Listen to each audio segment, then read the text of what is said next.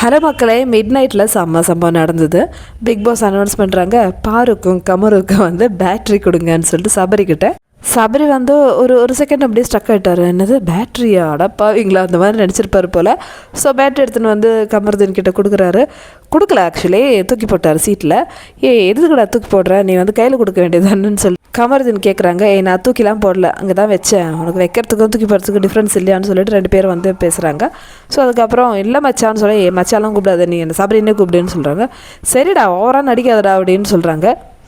பாருக்கு வந்து செம்ம ஹாப்பியாக இருக்காங்க. ஏன்னா பிக் பாஸே வந்து அனௌன்ஸ் பண்ணுறாங்க பாருங்களேன், பாருக்கும் கமருதீனுக்கும் வந்து பேட்ரி கொடுங்கன்னு சொல்லிட்டு. சாந்திரா விஷயத்தில் அப்பத்துலேருந்தே பார்வதி சொல்லிட்டு இருந்தா. சாந்திரா கெட்ட வார்த்தைலாம் சொல்லும்போது, இந்த காமம் பிடிச்சவன், நீங்கள் ரெண்டு பேரும் காமம் பண்ணுறீங்க அப்படிலாம் சொல்லும்போதே வந்து பார்வதி எல்லாருக்கிட்டையும் கேட்டாங்க, ஏங்க அவங்க இந்த மாதிரி பேசுகிறாங்களே, நீங்கள் கண்ட்ரோல் பண்ண மாட்டிங்களான்னு. நியாயம் தானே, இப்போ ஒருத்தவங்க பேசுகிறாங்கன்னா சாந்திராவை கேட்கலாம், ஏன் சாந்திரா இப்படி பேசுகிறீங்க. அப்போவே வந்து அது எல்லோரும் கேட்டிருந்தா இந்த அளவுக்கு வந்து போயிருக்காது. ஸோ இந்த மாதிரி எல்லாம் ஆனதுக்கு ரீசன் ஹவுஸ்மேட்ஸும் சேர்ந்து தான். ஸோ இது வந்து யாருமே வந்து புரிஞ்சுக்கலையே. பார்வதியும் கமருதீனையும் மட்டும் பேசாதீங்க சும்மா இருங்கன்னு சொன்னாங்கல்ல சபரிலாம். ஏன் சாந்திரா ஒரு வார்த்தை கேட்கல, அதுதானே பார்வதியும் சொன்னாங்க. ஸ்டார்டிங்லேயே ஹவுஸ்மேட்ஸ் உள்ள வந்திருந்தா இந்த பிரச்சனையே வந்திருக்காது. இவங்க அடிச்சுக்கிட்டோம் சாப்பிட்டோன்னு சொல்லிட்டு ஹவுஸ்மேட்ஸ் விட்டுட்டு இப்போ கடைசியில் வந்து இவங்க ரெண்டு பேரும் தப்பு தான். இப்போது பார்வதி கமருதீன் பண்ணது நான் தப்பு இல்லைன்னு சொல்ல மாட்டேன்.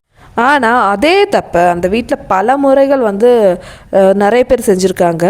சபரி ஃபஸ்ட்டு பண்ணியிருக்காரு பார்வதிக்கிட்ட. சபரி இன்னொரு தடவை விளையாட்டாக எட்டி ஒதுக்கிறேன்னு சொல்லிட்டு அந்த பொண்ணை எட்டி ஒன்று விட்டாங்க பாருங்கள், அப்படியே கீழே போய் விழுந்துட்டா. அதுக்கப்புறம் விக்ரம் பண்ணியிருக்காரு. காயின் டாஸ்கில் எல்லோரும் சேர்ந்து கமருதீன் அமைக்கிருக்காங்க, சபரி அமைக்கிருக்காங்க, பாரு அமைக்கிருக்காங்க. ஸோ திவ்யா வந்து புஷ் பண்ணல, அவ்வளோ அந்தளவுக்குலாம் வந்து ஃபோர்ஸே இல்லை. ஸோ இந்த 3 பேரை மெயினாக வந்து டார்கெட் பண்ணியிருக்காங்க. அப்போல்லாம் வந்து கேம் ஸ்ட்ராட்டஜினா இதுவும் கேம் ஸ்ட்ராட்டஜி தான், அதுதான் என்னால் சொல்ல முடியும்.